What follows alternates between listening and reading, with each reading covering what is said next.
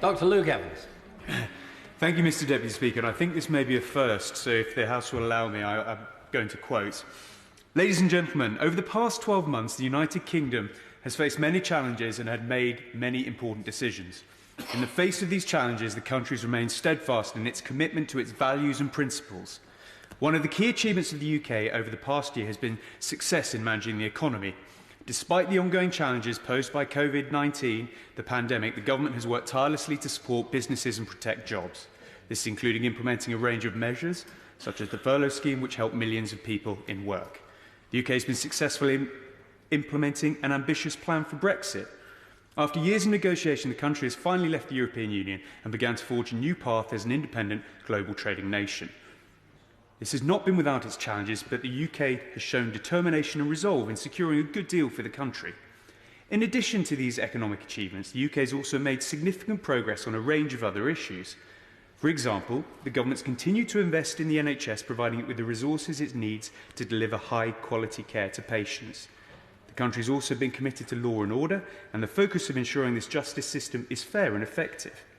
Of course, no country is perfect, and there's always been areas where improvements can be made. However, I believe the UK has shown itself to be comparable and resilient and demonstrate in its commitments to values and principle. And as Winston Churchill once said, I'll come back and explain why, success is not final, failure is not fatal, it's the courage to continue that counts.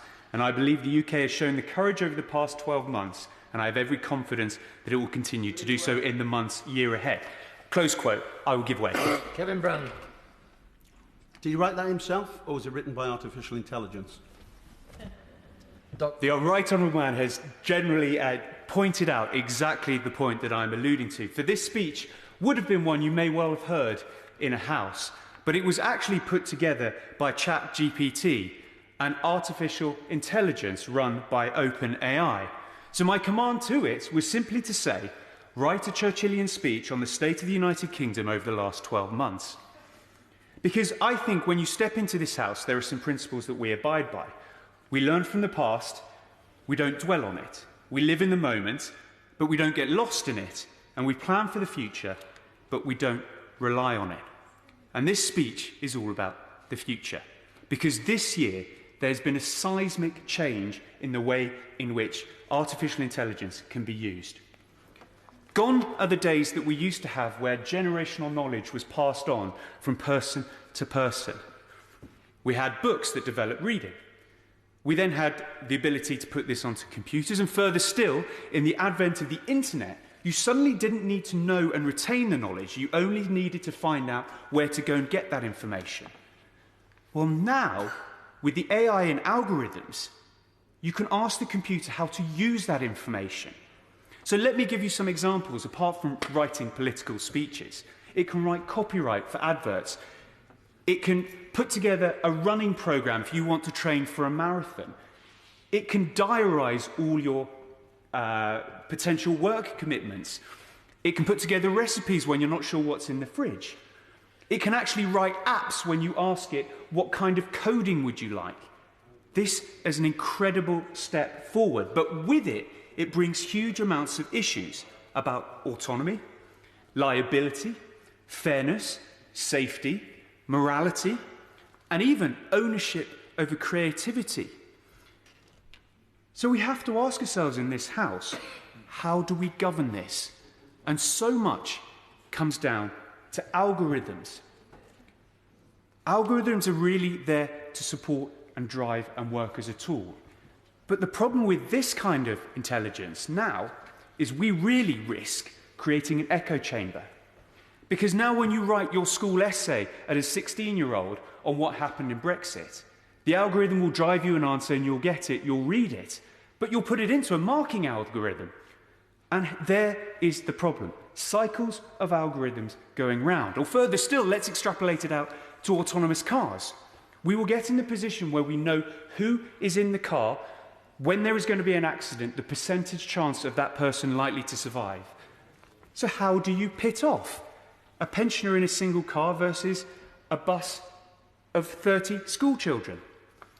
This is some of the stuff that we in this House are going to deal with in the next 10, 20 and 30 years. Now, the government's gone some way to deal with this. There's the National AI Council, which was formed in 2019, and there is a national artificial strategy run by the Office of Artificial Intelligence. But I think we're missing a trick here, because I believe there should be a regulator for algorithms and artificial intelligence to run concurrently and in synergy with the technology that we're developing. And if we take a leaf out of the vaccine book, that's exactly what the MRHA did. So we can risk and mitigate the problems that the online safety bill has had to deal with 20 or 30 years down the line. Now, AI and algorithms are going to have huge impacts on the labour market, diagnosis, tools, education, society, and it needs a far wider debate than today. But I wanted to put it on the record because this debate will happen, and we politicians need to be at the front of it. But this is a Christmas speech, Mr. Deputy Speaker, and so I thought, to demonstrate it yet again, I'd ask ChatGTP, would it write a rhyming poem about the Houses of Parliament at Christmas, including talking about the Speaker? And I'd just like to read it to you. As Christmas approaches and the air grows cold, the Houses of Parliament stand grand and bold. The Speaker presides with wisdom and grace over the debates in this special place.